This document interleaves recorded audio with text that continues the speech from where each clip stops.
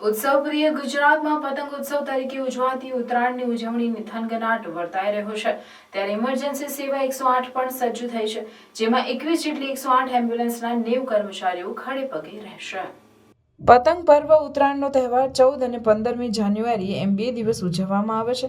છેલ્લા 4-5 વર્ષમાં મળેલા આંકડાઓ મુજબ ઉત્સવ દરમિયાન છત ઉપરથી પડી જવાના અને માર્ગ ઉપર ટ્રાફિકના કારણે ઇમરજન્સીમાં વધારો થતો જોવા મળે છે।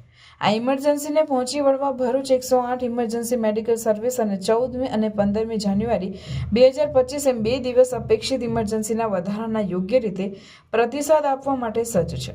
પાછલા વર્ષની માહિતીના આધારે ગુજરાતમાં 14મી જાન્યુઆરી 2025ના રોજ આશરે 28.96% અને 15મી જાન્યુઆરી 2025ના રોજ આશરે 19.80% જેટલા ઇમરજન્સી કોલ્સમાં સામાન્ય દિવસો કરતાં વધારો નોંધાવાની શક્યતા છે।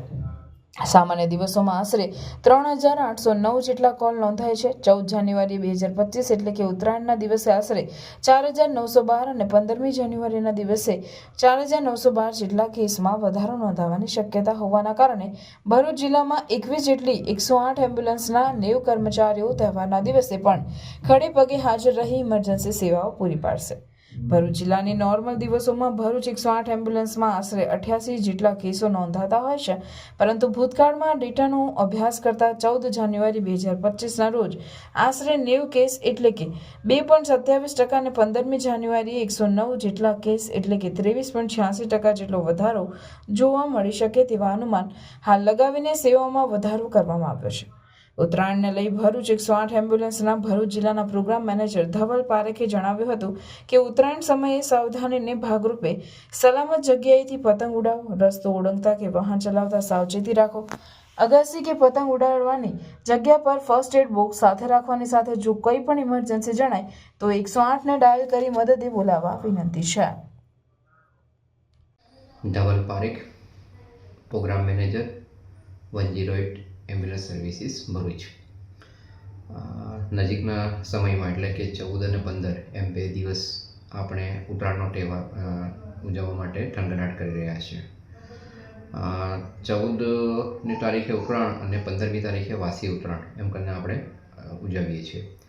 આ દરમિયાન 108 ઇમરજન્સી સર્વિસના ડેટાને જો આપણે ધ્યાને લઈએ તો ઘણા કેસીસ ઇમરજન્સી કેસીસ વધવાની શક્યતા દેખાઈ રહી છે।